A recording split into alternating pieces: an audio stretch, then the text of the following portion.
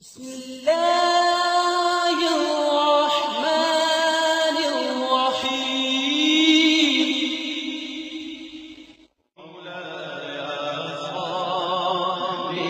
وسلم دائما أبدا على حبيبك خير الخلق كلهم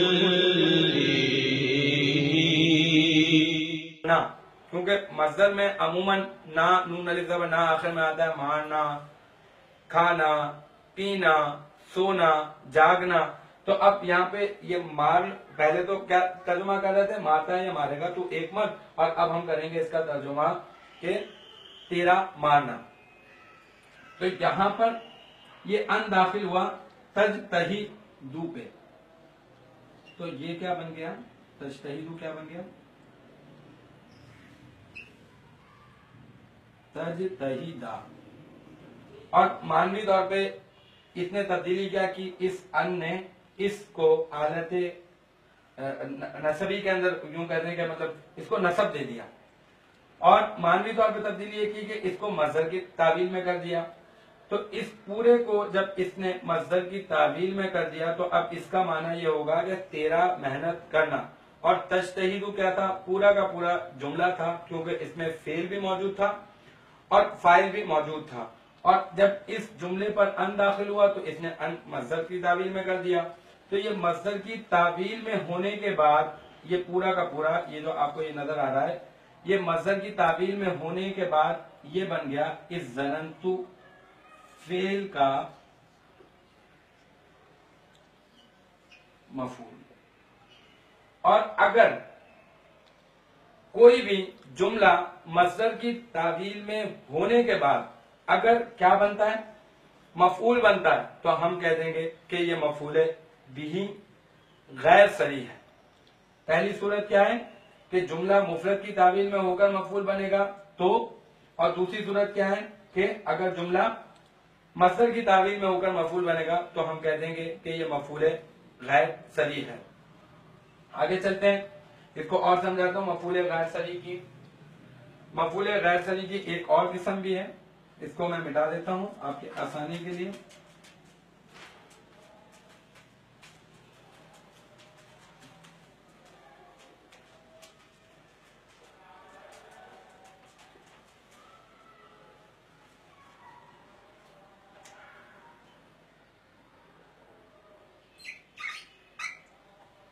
غیر صریح دو صورتیں ہم نے پڑھ لی. پہلی صورت ہم نے پڑھی کہ جملہ مفرد کی تعویل میں ہو کر مفعول بنے. پھر دوسری صورت ہم نے پڑھی کہ جملہ مصدر کی تعویل میں، مفرد کی نہیں، مصدر کی تعویل میں ہو کر مفعول بنے. اب مفعول یہ جو غیر صریح ہے، مفعول غیر صریح کی تیسری صورت کیا ہوگی کہ میں نے یہاں پہ لکھا مررتو. یہ کتاب میں بھی آپ کی مثال ہے، یہ ساری مثالیں میں آپ کو کتاب سے ہی دے رہا ہوں، آپ آسانی سے دیکھ سکتے ہیں، ساری تعریفات بھی اس میں لکھی ہیں. مررتو، اب یہ مررتو کیا ہے؟ بالکل ادب معمول کے واحد متکلم کا صیغہ ہے، اور اس کے بعد آنا چاہیے تھا، کیا آنا چاہیے تھا؟ یہاں پر مفعول آنا چاہیے تھا، کیونکہ یہ مفعول کی جگہ ہے، لیکن مفعول کے بجائے ہمیں یہاں پر نظر آ گیا با. اور با ہم جانتے ہیں کہ با حروف جارہ میں سے با ہو، تا ہو، کاف و لام ہو، ٹھیک ہے. تو یہ با کے بعد با حرف جار ہے، تو اس کا مطلب اس کا کوئی مجرور بھی ہوگا، تو اس کا مجرور ہے زید، تو یہ بزید. تو اس کا مطلب اس فعل اور فاعل کے بعد مفعول آنا چاہیے تھا، لیکن مفعول کے درمیان میں آ گیا با حرف جار، با حرف جار نے واسطہ دے دیا. تو اگر مفعول با حرف جار کے واسطے سے آئے گا تو بھی مفعول غیر صریح ہوگا. تو مفعول غیر صریح کی ہم نے کیا تین اقسام جان لی کہ مفعول غیر صریح جب جملہ مفرد کی تعویل میں ہو کر مفعول بنے گا تو غیر صریح، جب جملہ مصدر کی تعبیر میں ہو کر مفعول بنے گا تو بھی غیر صحیح، اور جب جملہ با حرف جار کے واسطے سے آئے گا تو بھی مفعول غیر صحیح ہوگا۔ اب اس کو بس یہ تقریباً اختتام پر ہے، لیکن یہ کہ میں نے کہا تھا کہ ہم مفعول بہ کے حوالے سے چند ضروری باتیں ہم جانیں گے، تقریباً یہ سبق اینڈ پر ہے۔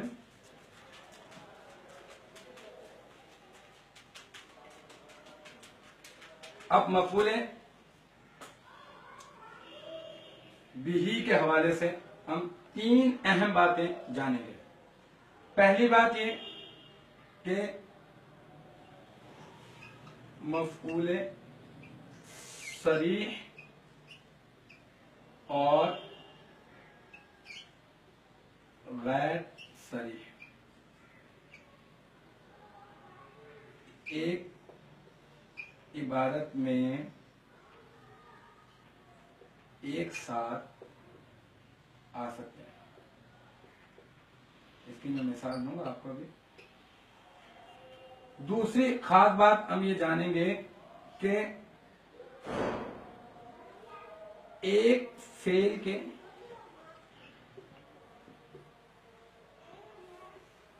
ایک سے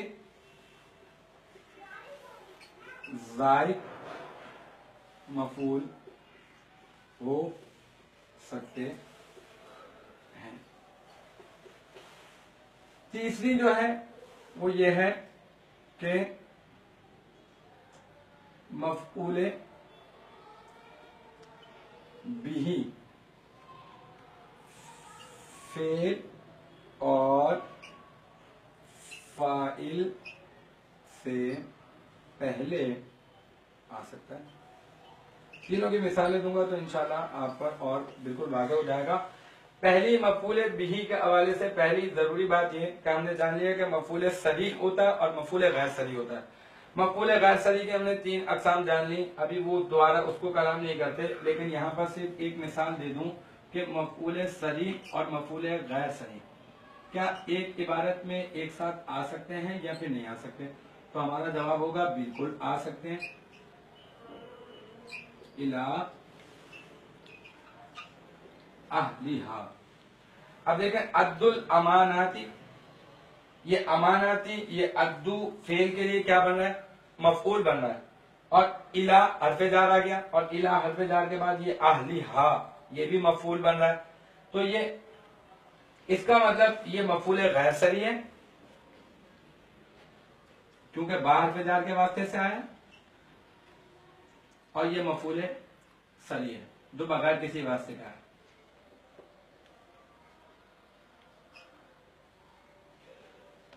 تو ایک عبارت میں المختصر یہ کہ مفعول صریح اور مفعول غیر صریح ایک ساتھ ایک عبارت میں دونوں اکٹھے آ سکتے ہیں، اس کے متعلق پہلی ضروری بات۔ دوسری بات یہ کہ ایک فعل کے ایک سے زائد مفعول ہو سکتے ہیں۔ اعطیت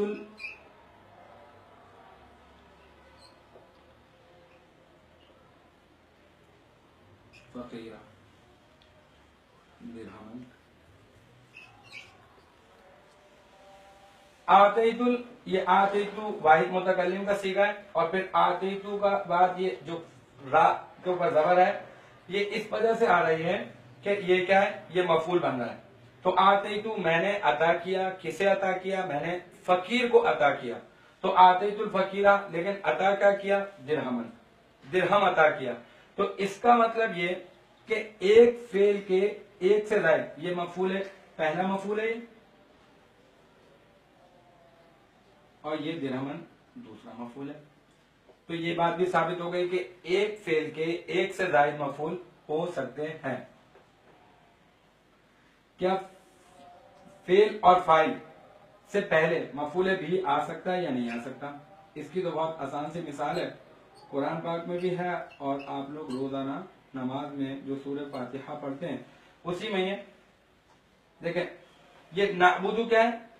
یہ نعبدو جمع متکلم کا صیغہ ہے، اور یہ جمع متکلم کا صیغہ، اور اس میں جو فاعل بن رہا ہے وہ بن رہا ہے نحنو ضمیر۔ نعبدو جمع متکلم کا صیغہ ہے، اور اس میں نحنو ضمیر جو ہے وہ فاعل بن رہی ہے، لیکن اس کا مفعول کہاں ہے؟ اصل میں اس کا مفعول اس سے پہلے ہے، اور یہ ایاکا، یہ ایاکا کیا ہے؟ یہ ضمیر منصوب منفصل ہے جو آتی ہی مفعول بن کر ہے۔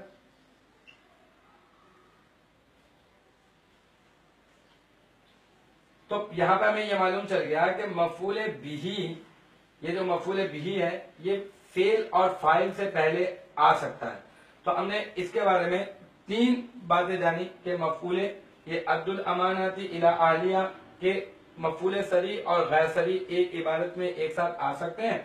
آتیت الفقیر درہمن، اور ایک فعل کے ایک سے زائد مفعول ہو سکتے ہیں، جیسے فقیرہ بھی مفعول ہے اور درہمن بھی مفعول ہے۔ بالکل اسی طرح سے ہم نے یہ جانا کہ فعل اور فاعل سے پہلے مفعول بھی آ سکتا ہے۔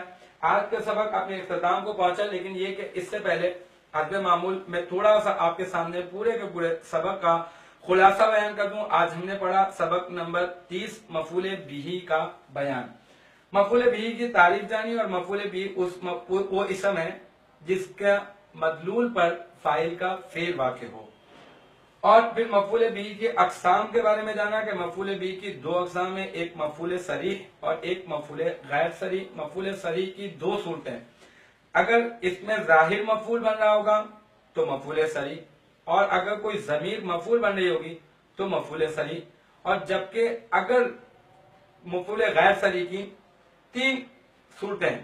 پہلی صورت کیا ہے؟ پہلی صورت یہ ہے کہ مفعول غیر صریح کی پہلی صورت یہ ہے کہ جب جملہ مفرد کی تعویل میں ہو کر مفعول بنے گا تو غیر صریح ہوگا، جب جملہ مصدر کی تعویل میں ہو کر مفعول بنے گا تو مفعول غیر صریح، اور جب جملہ کسی با حرف جار کے واسطے سے حرف جار کے واسطے سے آئے گا تو مفعول بھی غیر صریح ہوگا۔ پھر مفعول بھی کے حوالے سے ہم نے یہ 3 اہم ترین باتیں جانی کہ مفعول صریح اور غیر صریح دونوں ایک عبارت میں ایک ساتھ آ سکتے ہیں، ایک فعل کے ایک سے زائد مفعول ہو سکتے ہیں، اور فعل اور فاعل سے پہلے مفعول بھی آ سکتا ہے۔ آج کا سبق نمبر 30 مفعول بھی کا بیان اپنے اختتام کو پہنچا۔ انشاءاللہ تعالی نیکسٹ ٹائم نیکسٹ سبق کے ساتھ ملاقات ہوگی۔